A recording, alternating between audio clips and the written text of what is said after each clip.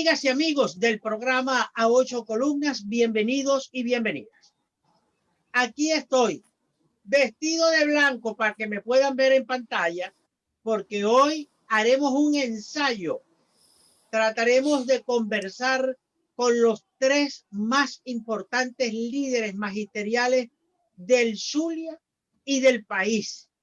Mis distinguidos amigos, Marlene Hernández, esa guapísima mujer que ustedes están viendo en pantalla, a quien saludamos. Alexander Castro, todavía más guerrero, no pasan los años por Alexander, chicos, yo lo veo igualito. Así que, y estamos a la espera del contacto con Gualberto Masirrubi. Para la presentación del programa, Rafael Ángel Andrés Galicia. Amigas y amigos del programa 8 Columnas, bienvenidos a una nueva edición de nuestro programa a través de nuestro canal de YouTube Rafael Galicia TV, que los invito a suscribirse, a darle like y a compartirlo con todos sus contactos. En la televisión convencional seguimos a través de las pantallas de Telecolor para todo el estado Zulia. Hoy vamos a tener un programa especial. Hoy vamos a tener una especie de foro, de conversatorio, como usted lo quiera llamar. Vamos a hablar sobre la educación en Venezuela, los retos, cuáles son las expectativas que hay dentro del modelo educativo venezolano, qué está pasando en el sector educación y cuáles son las propuestas de los dirigentes gremiales de cara al futuro cercano de la educación en Venezuela, que sin duda es uno de los pilares fundamentales de cualquier nación. Decía Simón Bolívar que un ser sin estudios es un ser incompleto. ¿Y cómo está la educación en Venezuela? Lo vamos a reflexionar con importantes líderes gremiales del estado Zulia, como bien lo decía Rafael Galicia, de toda Venezuela. Está con nosotros Marlene Hernández, ella es la presidenta de la Federación Venezolana de Maestros, capítulo Zulia, y también está con nosotros Alexander Castro, quien es el presidente de Sindetezul. También estamos a la espera de que se conecte con nosotros Gualberto Masirrubi, presidente del Sindicato Único del Magisterio, también para el estado Zulia. Como a mí me enseñó Rafael Galicia, que las damas primero, Marlene Hernández, muchas gracias por atendernos estos minutos en el programa A Ocho Columnas, en esta nueva etapa de nuestro programa. Adelante, Marlene. Bueno, Primero, bienvenida. Muchísimas gracias al papá y al hijo por esta invitación que por supuesto no se puede desaprovechar. Estamos viviendo una situación muy difícil en todo sentido acá en el país y la educación es algo fundamental para el desarrollo de cualquier país. Está en su punto más agrio y más desatendido. No puede ser posible que estemos atravesando por un estado de caos que es total, que es absoluto. Si miramos la infraestructura, si miramos las condiciones en las cuales se encuentra el magisterio, las condiciones de vida de nuestros muchachos, la situación es realmente alarmante.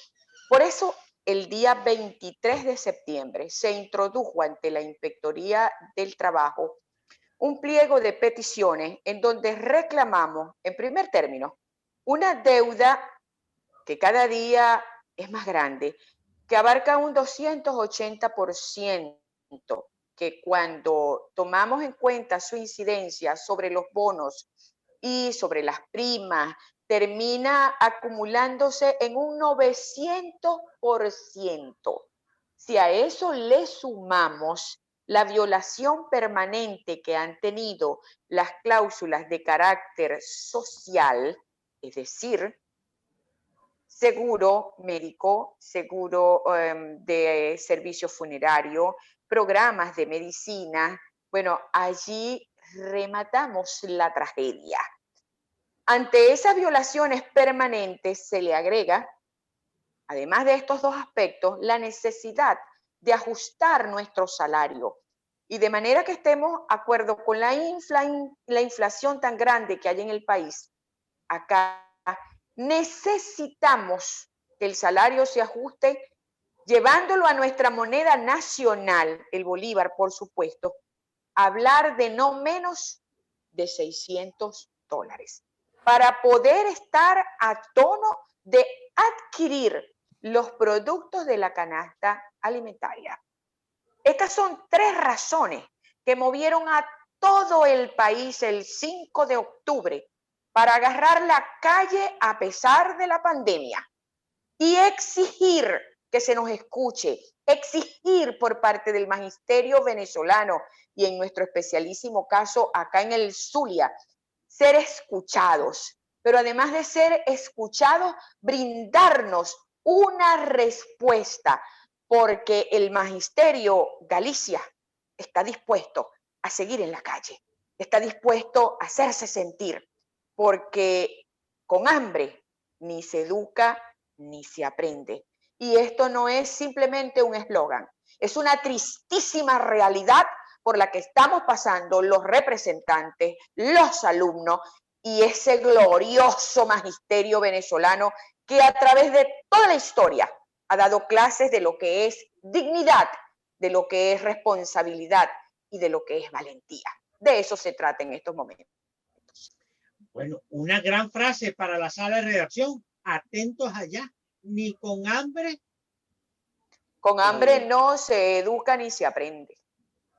No se enseña ni se aprende. Con hambre no se educa ni se aprende. Marlene, tremenda frase para iniciar el programa. Adelante, Rafael. Sí, y decía también Marlene que el salario de los docentes debe ser de $600. Eso es parte también de las solicitudes que está haciendo el gremio de la educación a nivel nacional. Ahora, Marlene, ¿qué le han dicho al Ministerio de Educación? ¿Qué les han respondido? ¿Qué va a pasar si se van a mantener las personas que enseñan en las calles? ¿Quiénes les enseñan a los alumnos que esperan por sus profesores? Sí, hay mañana, para el día de mañana, sale un comunicado emitido por la Coalición Nacional donde se va a dar respuesta a tu interrogante, que ha planteado el Ministerio del Trabajo, que es en este sentido el garante de darle forma a nuestra solicitud, hacerla llegar ante el Ministerio del Poder Popular para la Educación y de esta manera que las partes se puedan sentar a tratar de llegar a acuerdo, a buscar soluciones. Por supuesto que tienen que ser compartidas. Aquí no se trata de con quién me quiero sentar y cómo es que me gusta llevar la cosa. No, acá tenemos que al tenor legal ajustarnos y ese es el camino a seguir. Esperamos mañana porque son las federaciones las que llevan esto a nivel nacional, por supuesto, y de ellos estamos esperando para el día de mañana ese comunicado para saber los últimos acontecimientos. Hay algunas voces por allí, pero no soy yo, ni es ninguno de nosotros acá en el Zulia, los llamados a tomar la iniciativa para dar una respuesta que todavía la coalición no ha hecho pública. Bueno, se incorpora Alexander Castro, presidente de CINDESUL. Alexander, tu visión sobre la situación general de los maestros en el Zulia, en el país. Marlene hacía una introducción sobre este mapa de situación del magisterio. ¿Cuál es tu visión sobre la situación magisterial para ir más adelante con preguntas más puntuales? En primera instancia tengo que felicitarte, Rafael, porque se han reinventado para poder sobrevivir a las circunstancias que tenemos. Un abrazo fraterno, muchas bendiciones para Rafael Ángel Andrés. Esperamos pues que su estancia por Chile sea altamente productiva. Y tu permanencia en el Zulia como vocero o conector de la relación entre la sociedad, la información, para nosotros una bendición y así lo recibimos. Bueno, nosotros quiero decirte, Rafael, que nuestra preocupación ha sido sostenida en el tiempo. Venimos con muchos años argumentando que venía de manera sistemática un proceso que venía deteriorando el sistema educativo venezolano, permeándose las condiciones de vida del docente, la infraestructura totalmente deteriorada, destruida, y lamentablemente no fuimos escuchados. Y al final del camino tenemos el día de hoy una amenaza real de la desaparición del sistema de educación público en Venezuela. Una educación que el año pasado por Caracas hubo un asombro cuando algunos compañeros de las federaciones anunciaron que se habían perdido 100 días de clase y nosotros acusamos que en el Zulia superamos los 120 días de pérdida de clase. Y los días que hubo clase, como lo hemos expresado en su momento y lo hemos mantenido, hubo 1 o 2 horas de clase, porque bueno, nuestras escuelas sin agua, sin servicio eléctrico, sin comida la población, sin servicios de aguas cloacales, de agua potable, en esas condiciones es imposible atender el sistema educativo. Ahora se incorpora el tema de la pandemia y nosotros desde el primer momento acusamos que ni los maestros, ni las escuelas, ni la infraestructura tenían las condiciones para entrar en un proceso que ellos llamaron el portafolio virtual. Es un portafolio virtual donde en las escuelas no hay luz, no hay servicio eléctrico, menos hay servicio de internet. Y entonces eso indudablemente que ya nos indicaba hacia dónde iba este proceso. Luego que se decreta la pandemia, se decreta la emergencia, nos retiramos de los planteles y entonces acusamos que el maestro ganaba un salario tan miserable que no le alcanzaba ni siquiera para comprar la comida básica de su familia, menos para tener un teléfono inteligente y mucho más conectarse, pagar a través de sus megas la conexión con sus alumnos. Hicimos un trabajo muy pormenorizado, porque esta coalición magisterial del Zulia, tengo que decirte, Rafael, y decírselo al Zulia, hemos sido sumamente responsables. Dijimos, vamos a auscultar, a escuchar a los maestros. Bueno, tenemos unas cifras terribles de un universo de casi 71,000 niños que fueron entrevistados, encuestados, con 3,000 y tantos maestros, 3,700, Marlene me puede corregir, porque fue un trabajo de la coalición, nos decían que solo el 31%, 27,000 niños, tuvieron en algún momento determinado acceso al sistema de educación que ellos denominaron el portafolio virtual. En algún momento, no te estoy diciendo que era permanente. Eso te indica que la carga académica para el desarrollo intelectual de esos niños y la concreción de esos objetivos programados no fue posible bajo ninguna circunstancia que se pudiera llevar a cabo. Y por supuesto, eso nos indica que el año escolar que se cerró 2019-2020 fue un año inexistente desde el punto de vista del conocimiento y del desarrollo intelectual de nuestros niños. A finales del mes de julio hicimos nuevamente otra encuesta para pormenorizar cuáles eran las expectativas de los trabajadores y junto con los trabajadores tomamos la opinión de los representantes y ahí entonces nos encontramos que las comunidades sumidas en el hambre y la miseria producto de la grave crisis social que vive el país, la grave crisis económica, pues era otro elemento que distorsionaba totalmente las circunstancias y alertamos a las autoridades educativas y les dijimos, compañeros, hay que atender con premura la dificultad que tenemos en el magisterio para que el 16 de septiembre tuviéramos una posibilidad de iniciar formalmente las clases.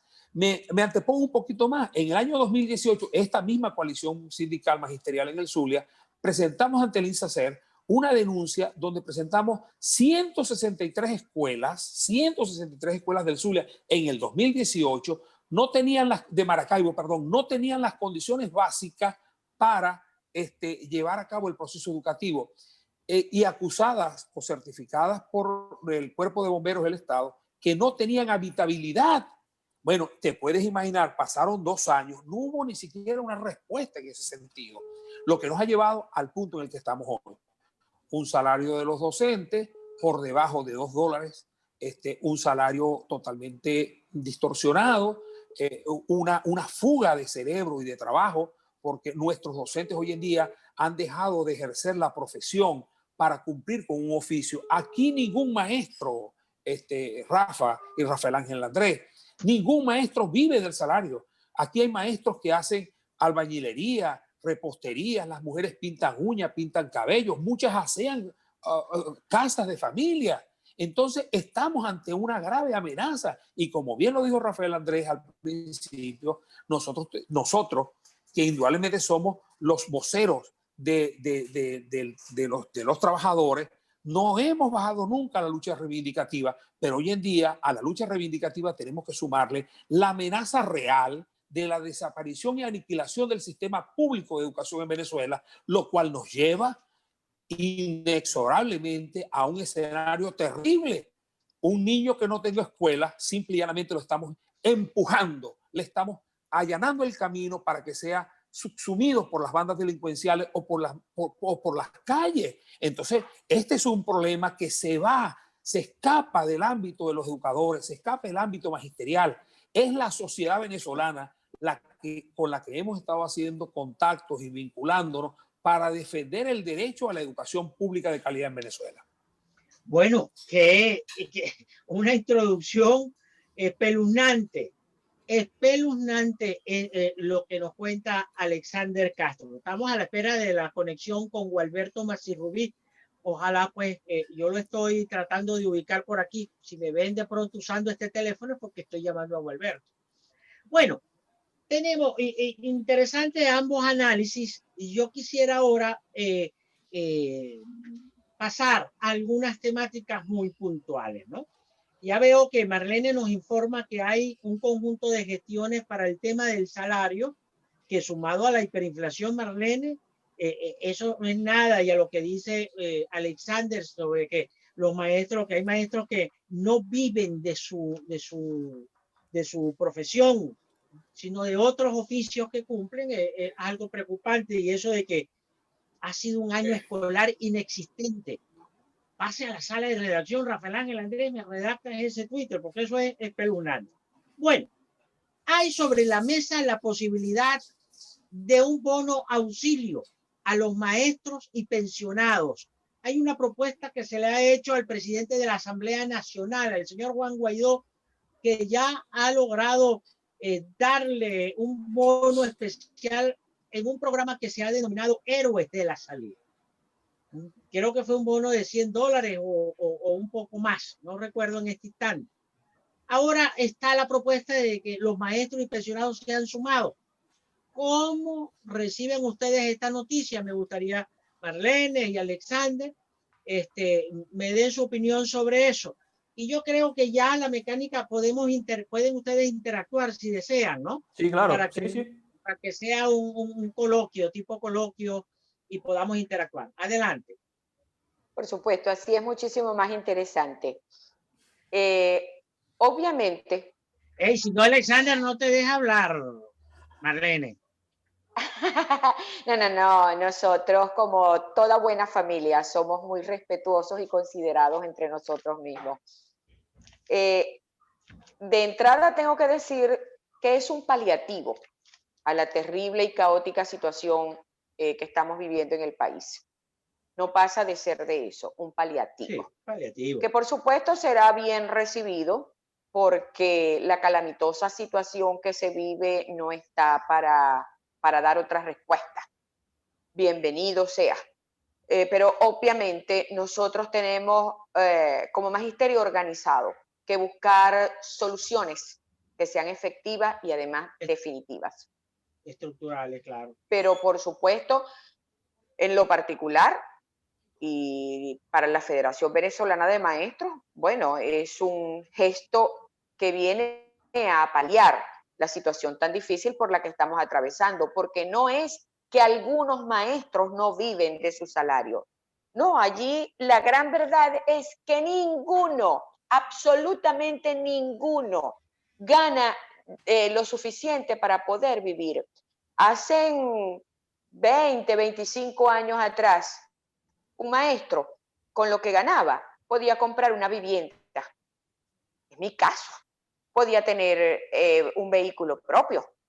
Salía todos los meses de agosto de vacaciones con su familia. Tenía calidad de vida. Esa no es la vida que tiene hoy el maestro. El maestro ha pasado un estado de pobreza crítica, pobreza extrema. Está prácticamente muriendo de mengua. Y a eso, el sujeto, el ser humano como tal, está hecho para que cuando las cosas no le agradan, no le satisfacen, no lo beneficien, actúe como un agente transformador para cambiar esa realidad que le es adversa. Y de eso es de lo que se trata. Bienvenido el paliativo, pero lo que tenemos que buscar son las soluciones definitivas.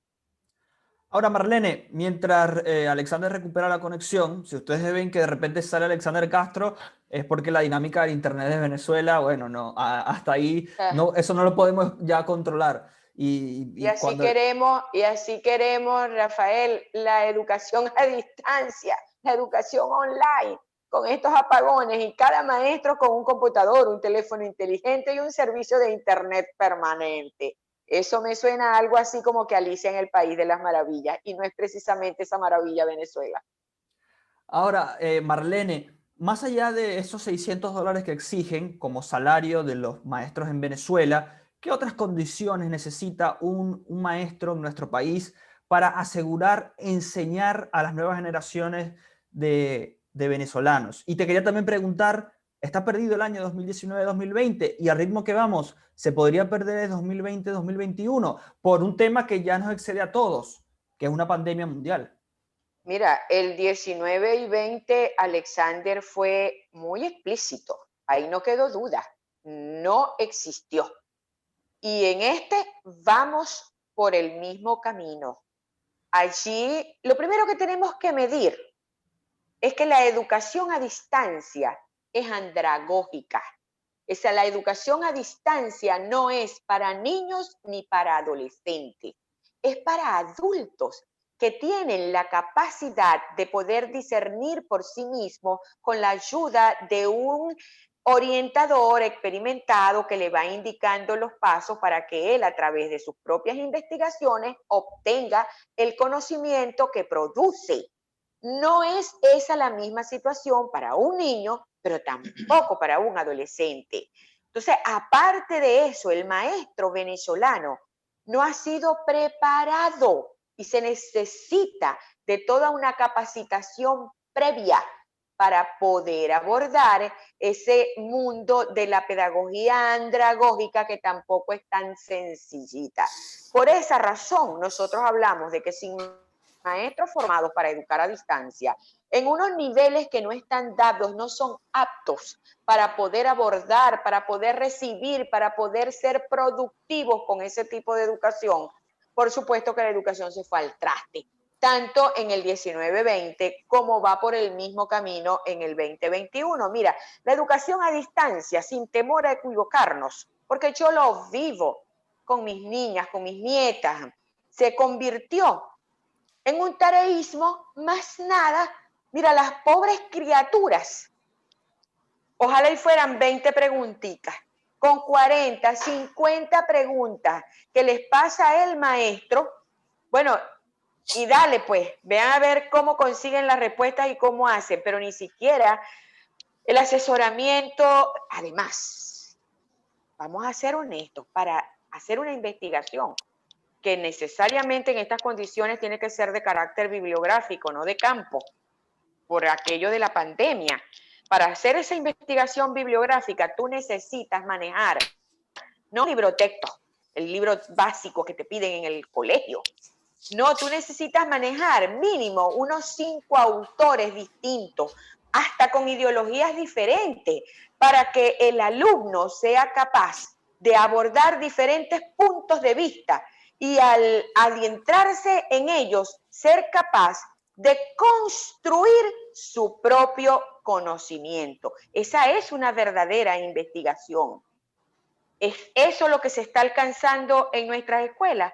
Por supuesto que no. Entonces, ante esas condiciones, nosotros tenemos que hablar de un fracaso en materia de lo que es la educación en el país, porque no están dadas las condiciones. Y aparte de eso, ya lo decía Alexander, mira, unas escuelas dignas, unas escuelas que reúnan las condiciones. No tenemos agua potable, muchísimo menos hablemos de aguas negras. Esas pobres criaturas y los maestros tienen que ir al patio, si es que hay patio en la escuela, porque realmente lo que nos encontramos son con unos pastizales inundados de basura, y allí mayoritariamente es donde aborda tanto el maestro como el alumno el poder realizar esas necesidades que no tienen espera, sin pupitre, en unas condiciones que realmente, y ni pensemos en el material didáctico que debe de llegar oportunamente a la escuela. Eso quedó en el pasado. Entonces, ¿cuál es el resultado? ¿Con qué optimismo podemos nosotros evaluar en la actualidad la educación?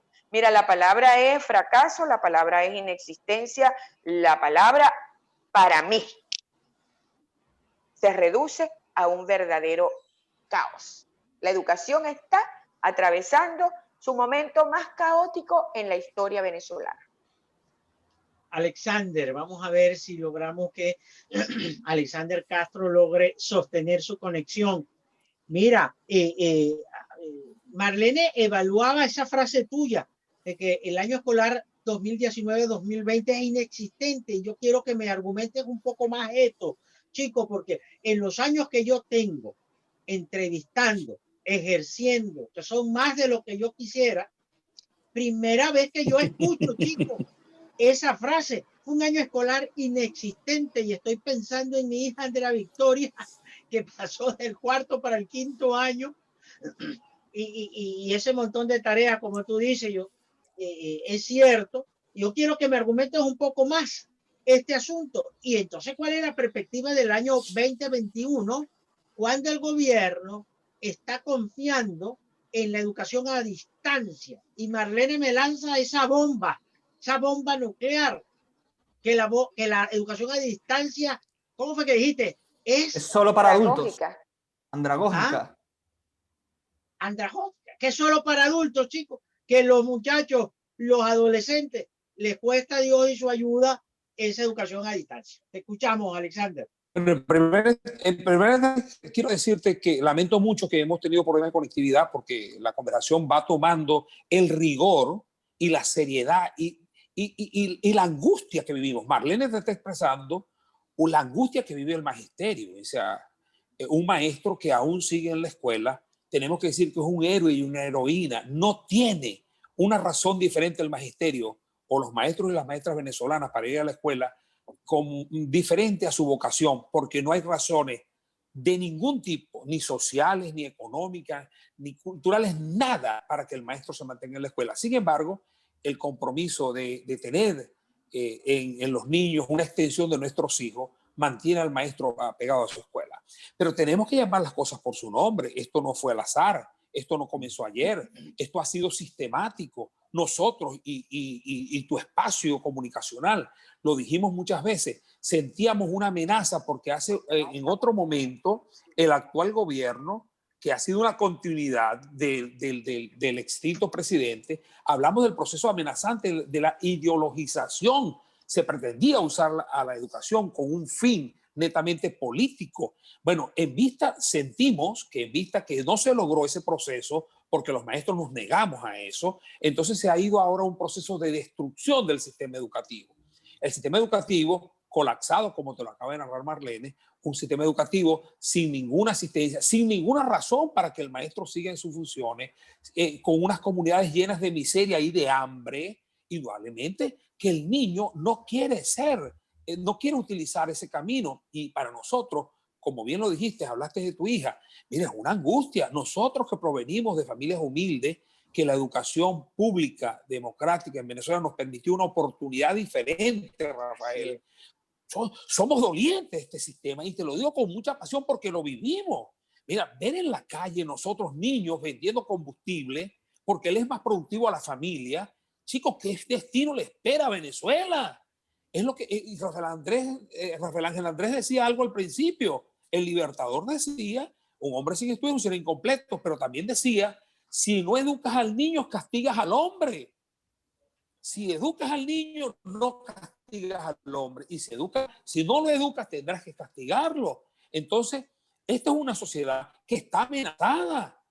Rafael, la sociedad venezolana está amenazada al perder la oportunidad de formar a sus ciudadanos desde el punto de vista ético y moral, con las convicciones civilistas y democráticas que te permite la escuela. Indudablemente que estamos ante un proceso sumamente caótico y perverso.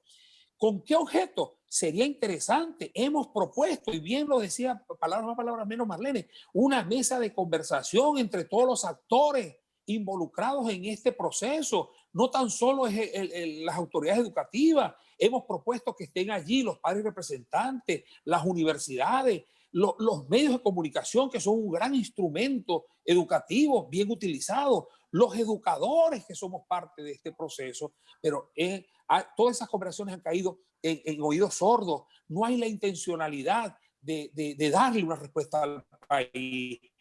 Y nosotros vemos con muchísima tristeza cómo ha sido sistemático la debacle social y económica del maestro. Los maestros, yo me gradué de maestro, Rafael. Yo soy de Sinamaica, y tú lo sabes bien, con una oportunidad, una familia humilde, pero que la educación me permitió formarme, y que esta educación, con mi sueldo de maestro, he formado a mis hijos como profesionales universitarios, y logramos obtener una casa, y con mi sueldo de maestro teníamos vacaciones. No vivíamos ostentosamente, pero vivíamos honorablemente. Hoy en día no existe ninguna razón diferente para que el magisterio esté al frente de esta responsabilidad, con el peligro, con la amenaza real, que un niño que no tenga la fortaleza ética y las convicciones morales que te da la educación es pasto fértil de la delincuencia. Aquí tenemos que tocar otro tema. El mayor número de sicarios en Venezuela, de acuerdo a las estadísticas que manejan los cuerpos policiales, son niños entre 11 años a jóvenes a 17 años, Rafael, que deberían estar en la escuela, pero si la escuela no les da una respuesta, la buscan en otro lado. Nosotros venimos advirtiendo desde el año 2011, 2012, hay una deficiencia de profesionales en matemática, física y química. Chicos, y lo insistimos y lo decíamos, aquí hay liceos públicos que han graduado bachilleres que no tuvieron clases de física, química y matemática durante 3 años, chicos.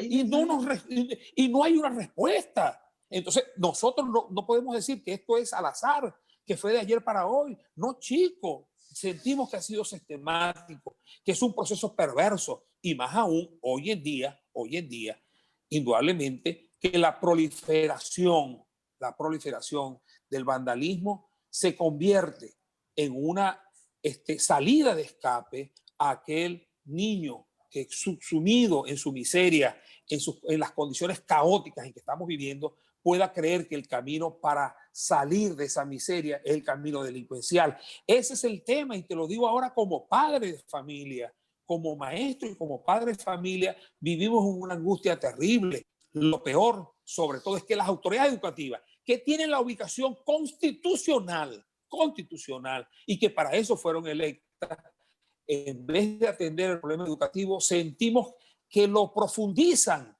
porque en la inercia, en la inoperancia, en la desidia manifiesta del ministro de Educación, que lamentable y desgraciadamente, tengo que decirle, en algún momento fue dirigente sindical.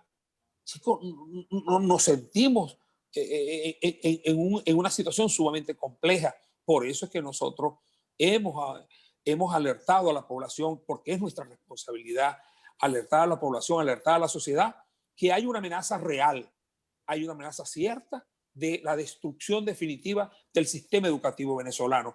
Aquí podemos ir a otros escenarios.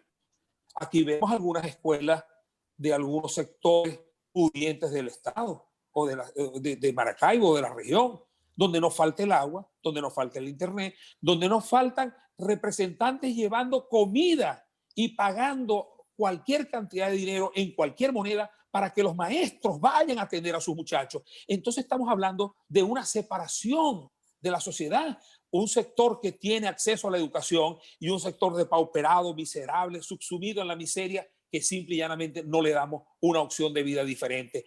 Te lo digo con mucha angustia, Rafael, y por eso que acepté, porque sabía que tu programa siempre ha sido dinámico y siempre nos permites decir algunas cosas, sobre todo ante tu audiencia. Aprovechamos tu audiencia para enviar un mensaje, te repito, agónico, angustioso, de preocupación, mira, integral, porque nosotros sentimos, no podemos permitir que la educación desaparezca como herramienta de equilibrio social, de oportunidad, de progreso social, en paz y para el país y para la nación. Ahora bien, estamos conversando sobre educación, lo estamos haciendo con importantes dirigentes gremiales, con Marlene Hernández, con Alexander Castro, Debemos ir a la pausa, vamos a marcar un alto en nuestra conversación y al retorno cerramos nuestro programa a 8 columnas, nuestro conversatorio, nuestro foro a 8 columnas sobre la educación en Venezuela. Una pausa y ya regresamos.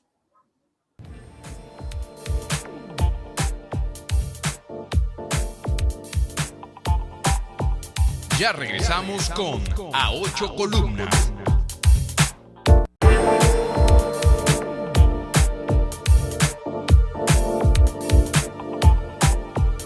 Continuamos con A 8 Columnas. Bueno, nosotros continuamos nuestro programa a 8 columnas de lujo hoy. Casi de tu vaso si hubiésemos tenido a Gualberto Masirruí, presidente del SUMA y presidente de FETRA Magisterio.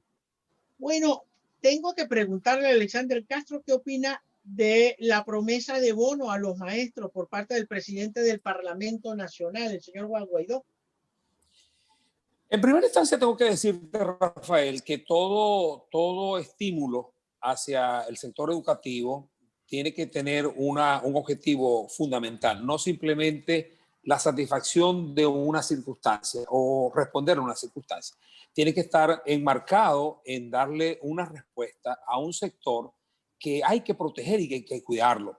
Pero ese es un planteamiento. Verbigracia, me comparto esta tarde con esta conversación con Marlene y con ustedes. Hemos estado en varias conversaciones con algunos actores importantes, entre ellos los diputados y entre ellos el presidente de la Asamblea Nacional, Juan Guaidó, donde ese tema se ha discutido.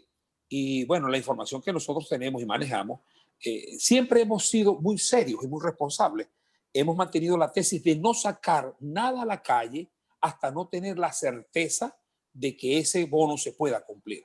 ¿Por qué? Bueno, porque se ha explicado detalladamente que el bono Héroes de la Salud fue otorgado posterior a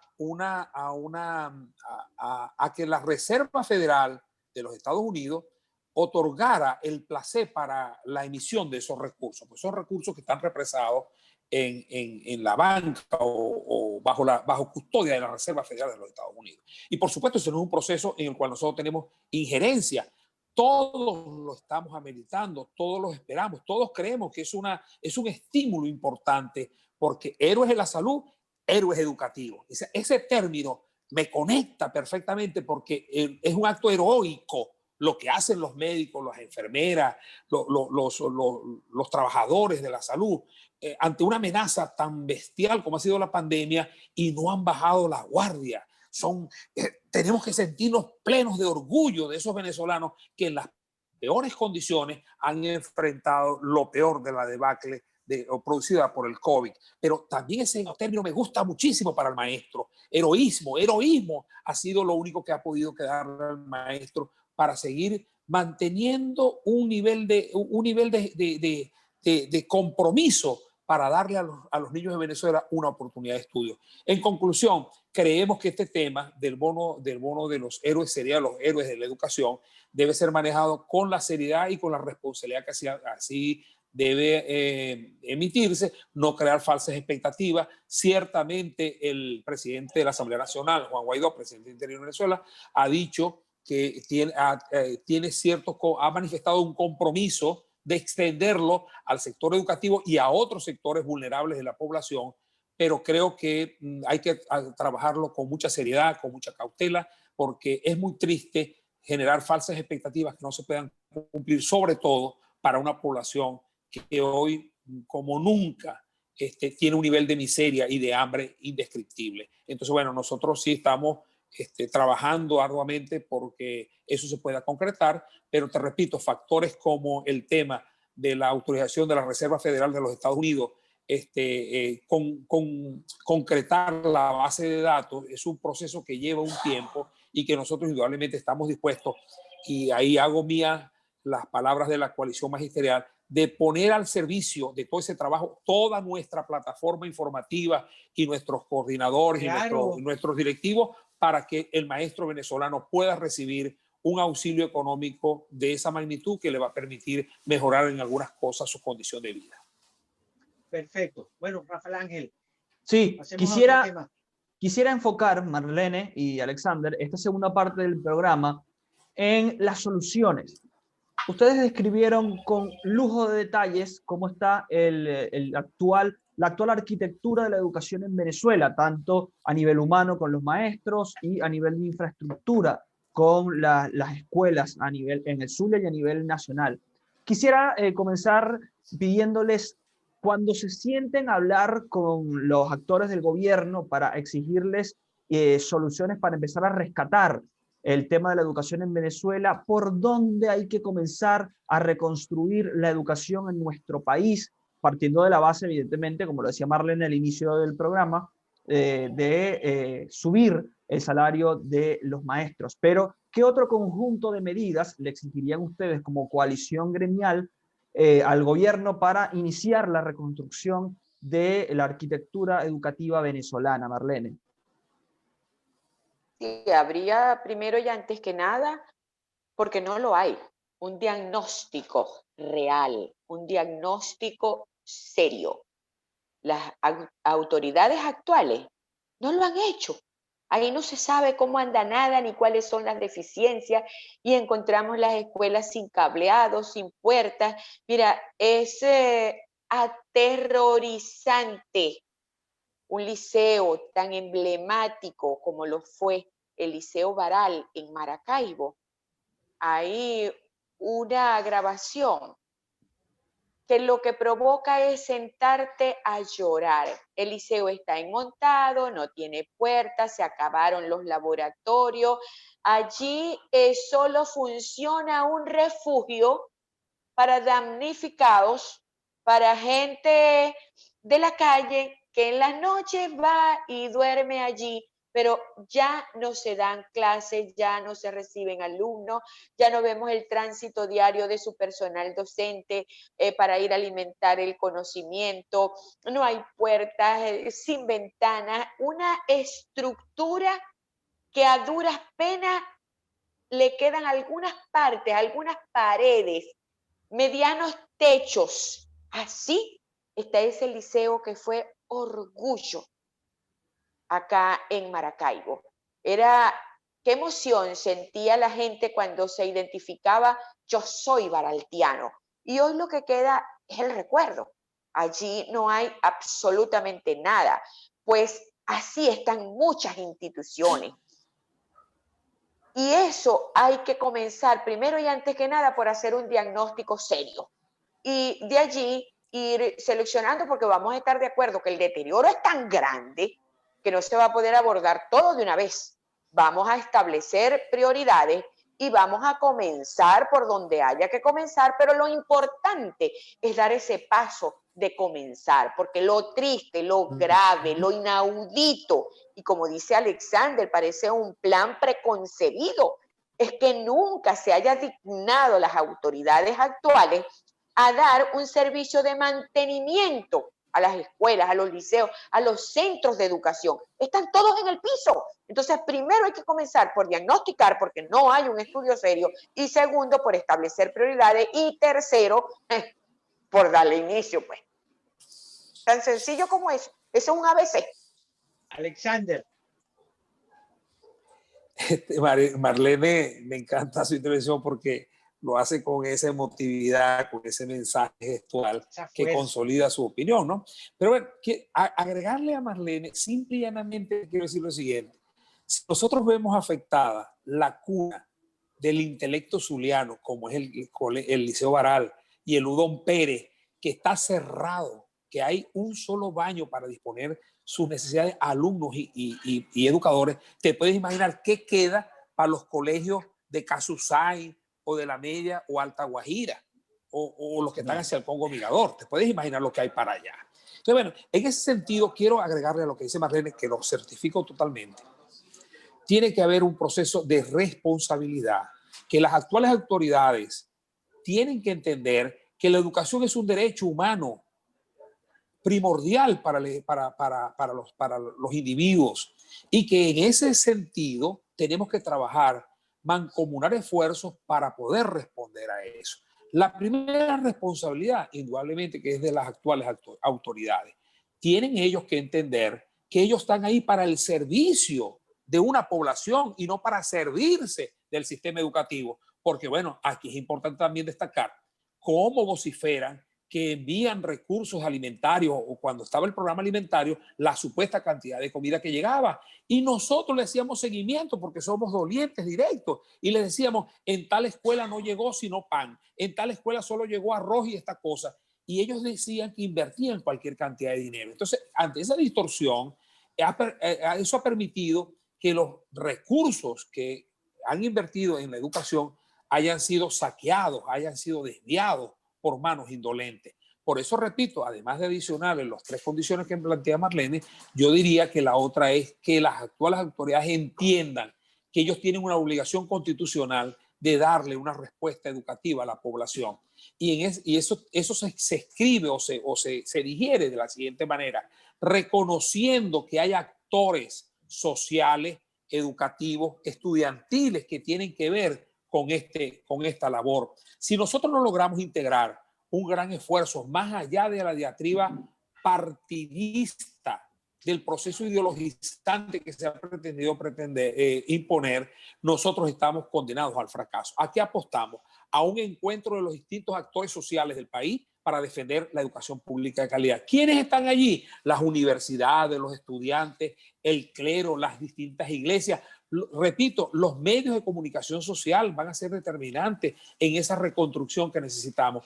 E indudablemente, el maestro con la sonrisa y la felicidad de tener tranquilidad en su casa, dejando comida, no dejando penurias y miserias, para que pueda asumir la loable labor de alimentar el intelecto de nuestros niños. Es un proceso, pero no es difícil, Rafael. Nosotros ya lo vivimos. Nosotros llegamos a tener una población donde casi el 90% estaba cubierta por la desgracia del analfabetismo, y Venezuela logró revertir esos números. En Venezuela los números reales establecían que el 98% de los venezolanos tenía conocimiento, era una persona que había recibido educación, primaria, media o universitaria, pero había recibido educación, y que el analfabetismo se convirtió en algo sumamente lejano o distante. Tenemos la posibilidad de rescatar esos elementos de la experiencia que se llevó con el sistema educativo democrático en Venezuela y regresarle a Venezuela la oportunidad, y a los hijos de Venezuela,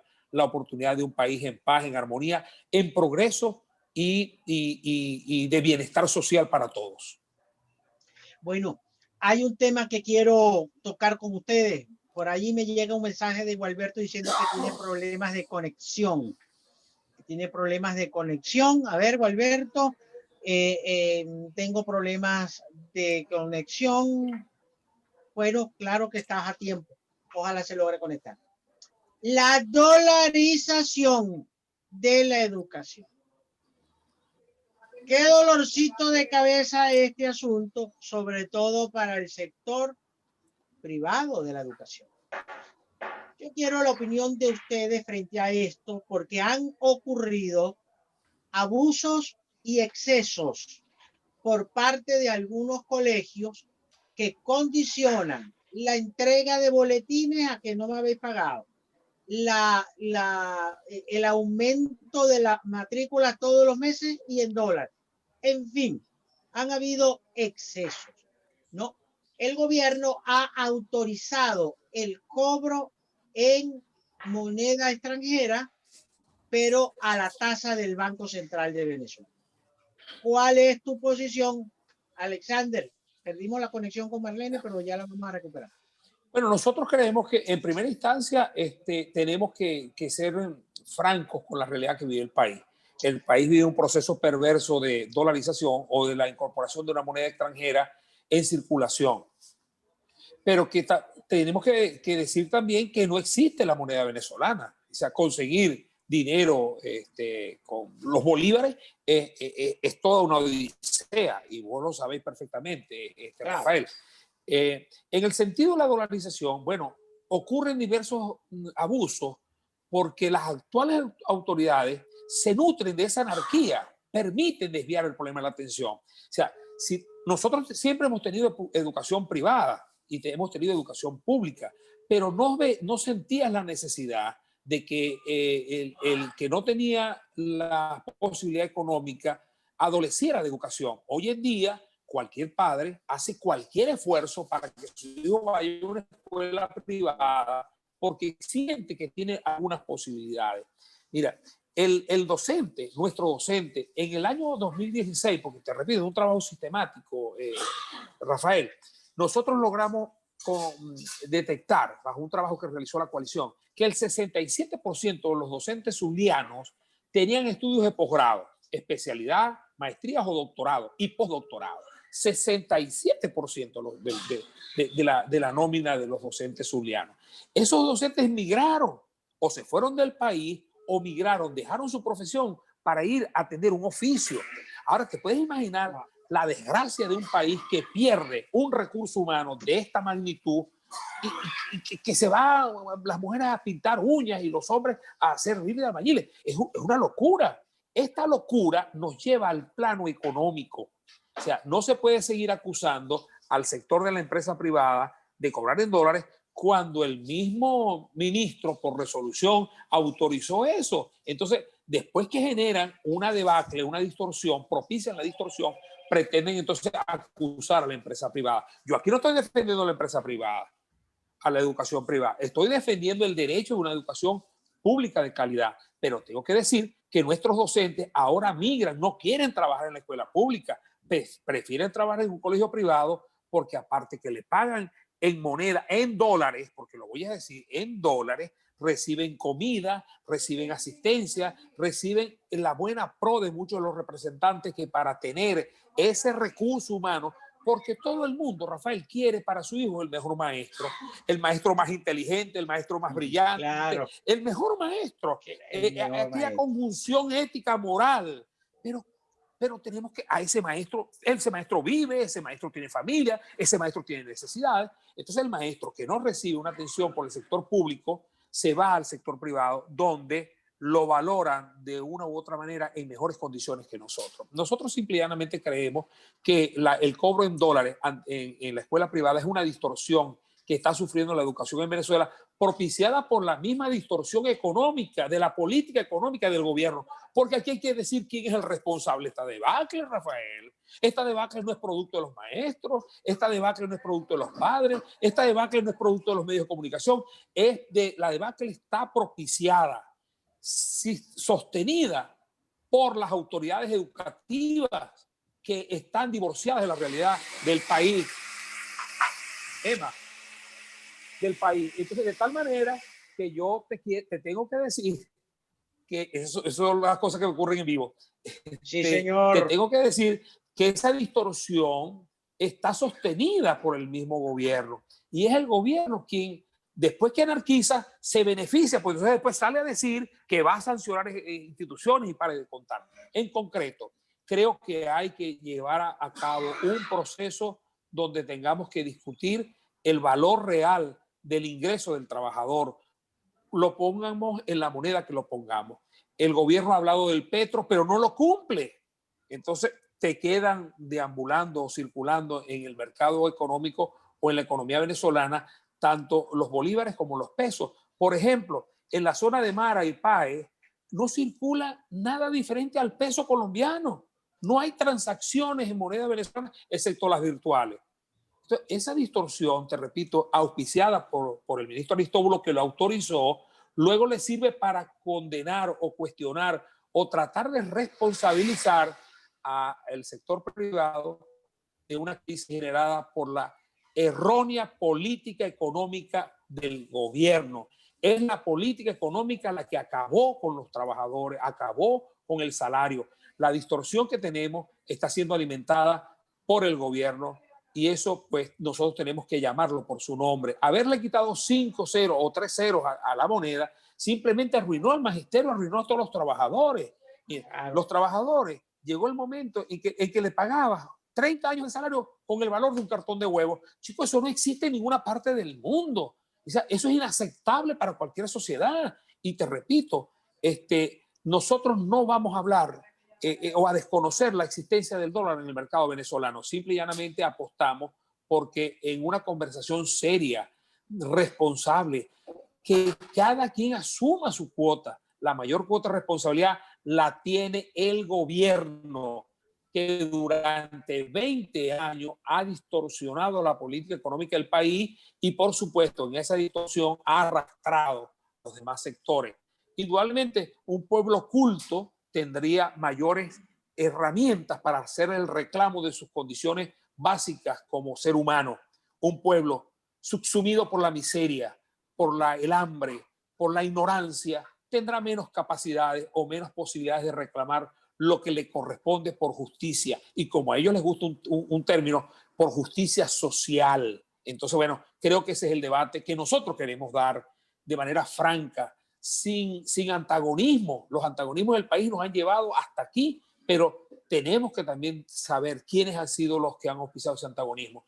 El magisterio venezolano apuesta por un reencuentro de sus actores, porque nosotros, bien o mal, Rafael, ya tenemos una vida, logramos concretar una vida, pero me da mucha tristeza conocer el talento de Rafael Ángel Andrés en Chile. ¿Por qué en Chile? ¿Por qué no en Venezuela, chicos? Cuando Venezuela fue la casa de los sueños de los inmigrantes europeos, chicos. ¿Por qué mis hijos y tus hijos no pueden tener la misma oportunidad? Simple y llanamente porque están cegados con un proceso ideológico perverso que aniquila la oportunidad de progreso social del pueblo. Entonces, ese es el debate que nosotros apostamos que tenemos que dar y que indudablemente va a ocasionar aristas, va a ocasionar discrepancias porque son puntos discordantes, pero hay algo que nos tiene que animar a todos. La existencia de Venezuela como país solamente la podemos sostener los venezolanos. ¿Y quiénes? Tenemos responsabilidad de liderazgo social, de liderazgo magisterial, de liderazgo comunicacional. Tenemos la obligación moral y ética de apostar por salir de estas condiciones perversas en que está viviendo el pueblo de Venezuela y de manera particular la educación, los niños y los educadores. Bueno, creo que hemos llegado al final del programa. Lamentablemente perdimos la conexión con Marlene Hernández. Está tratando de recuperar la conexión. Pero rápidamente, Alexander, ya sería la última pregunta del programa para ti y para Marlene. Ojalá Marlene pueda lograr volver a conectarse. Luego de escuchar todo lo que les he escuchado a lo largo de esta conversación y descrito el actual panorama de la educación en Venezuela, te pregunto, ¿nuestro país actualmente es analfabeta?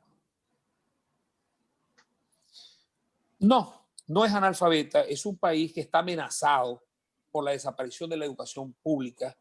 Es un país que se encuentra en una situación muy precaria desde el punto de vista del nivel académico. Venezuela y los venezolanos estuvimos de manera, durante muchos años, era el país que tenía el mayor nivel intelectual, estaba por encima de la media latinoamericana, demostrado con la eficiencia. Y como un ejemplo, estoy seguro que vos estás en Chile y te comenzás a desplegar una serie de cosas porque Venezuela siempre estuvo en un punto de avance o de primer criterio en el avance tecnológico y asimismo en la cantidad de conocimiento. Entonces, bueno, no estamos, de verdad que tampoco es que estamos en un sistema de ignorancia masiva, pero sí acusamos que este proceso de sostenerse nos va a llevar a la desaparición y se está cometiendo un crimen educativo contra toda una generación. Está amenazada una generación que al no darle respuesta a través de la educación como vía de progreso social, está amenazada a la ignominia de la ignorancia y a los avatares que produce la calle y la delincuencia. Ese es el tema que nosotros creemos que debemos tocar y creo que es lo que todos nosotros debemos abordar para revertir ese proceso. Se perdió el año pasado y este año está amenazado de manera real. No hay posibilidad de iniciar las clases por todo lo que hemos conversado, lo cual se convierte en una realidad perversa y oscura para el futuro de Venezuela. Te repito, hay la amenaza de que se cometa un crimen generacional contra los niños y niñas de Venezuela que hoy deberían estar en la escuela y en la escuela no consiguen la oportunidad de vida que debemos nosotros brindarle como país y como nación. Una frase demoledora, Alexander, cuando afirmas que hay se estaría cometiendo un crimen a una generación, pero se estaría cometiendo un crimen ¿por qué? Por la negativa, por no disponer de una educación de calidad, Alexander. Sí, yo, cuando digo que se comete un crimen, tengo que buscar la mano criminal. La mano criminal son las actuales autoridades educativas, quienes distorsionando el proceso educativo y quienes apostando a desconocer la realidad que vivimos, están llevando al sistema educativo a una amenaza real de desaparición. Nosotros, que somos los beneficiarios, porque somos beneficiarios directos e indirectos. Un pueblo culto indudablemente tendrá gente culta que razonará en función de esa cultura. Un pueblo ignorante utilizará otros mecanismos para lograr la sobrevivencia. Y nosotros, te repito, tenemos que apostar por el civilismo, tenemos que apostar por la ciudadanía, y la ciudadanía y el civilismo solo se construye en las escuelas, con educación pública de calidad. Bueno, Bien, hemos llegado al final. así es, amigas y amigos del programa 8 columnas, hemos llegado al final. Lamentablemente no pudimos tener la última reflexión de Marlene Hernández, presidenta de la Federación Venezolana de Maestros, capítulo Zulia. Bueno, ya lo saben y lo han podido ver a lo largo de este programa. El internet de Venezuela no nos ayudó a que tuviéramos a Alexander y a Marlene durante todo este programa, y también por problemas de conexión no pudimos tener a Gualberto Masirrubí, pero creo que las ideas de tanto de ti, Alexander, como de Marlene quedaron bastante bien explicadas todo el tiempo que estuvieron aquí con nosotros. Yo les quiero agradecer los minutos que se tomaron para conversar con nosotros en el programa 8 columnas, y quedan muchos temas pendientes sobre la educación. ¿Cuál es el modelo educacional venezolano? ¿Qué se espera de esta generación? ¿Cómo recuperar a esta generación venezolana que viene creciendo en medio de esta crisis de nuestro sistema educativo? Y tantas cosas que podemos seguir conversando a lo largo del tiempo, pero se nos venció el tiempo en este programa. Te agradezco estos minutos con nosotros. A todas las personas que llegaron a esta parte final del programa, los invito, como siempre, a que se suscriban, le den like, es decir, me gusta, y compartan nuestro canal de YouTube, Rafael Galicia TV, donde podrán ver este programa las veces que usted quiera, y también va a poder ver todos los programas del nuevo ciclo de A 8 columnas. Y recuerden, amigos, ¿dónde está la noticia? Está Galicia. Está Galicia. Así es.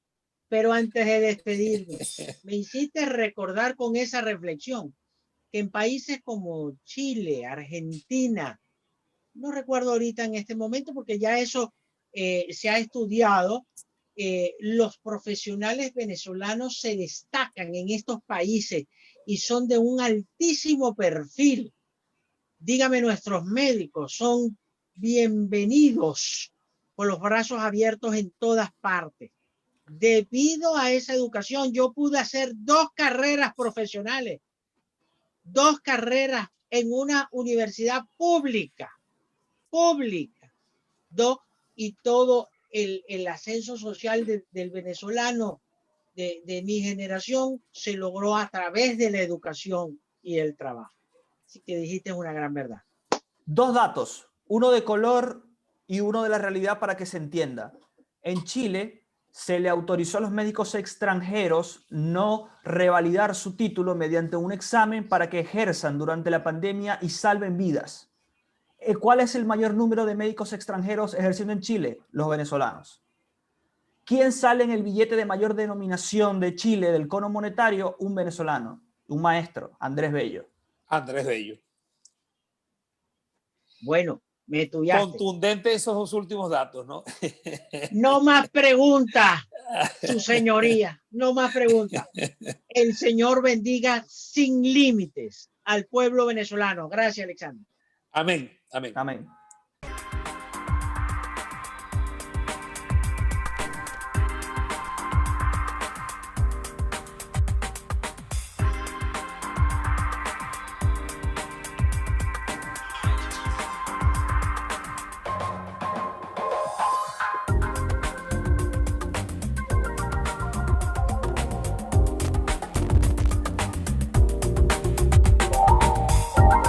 A 8 columnas.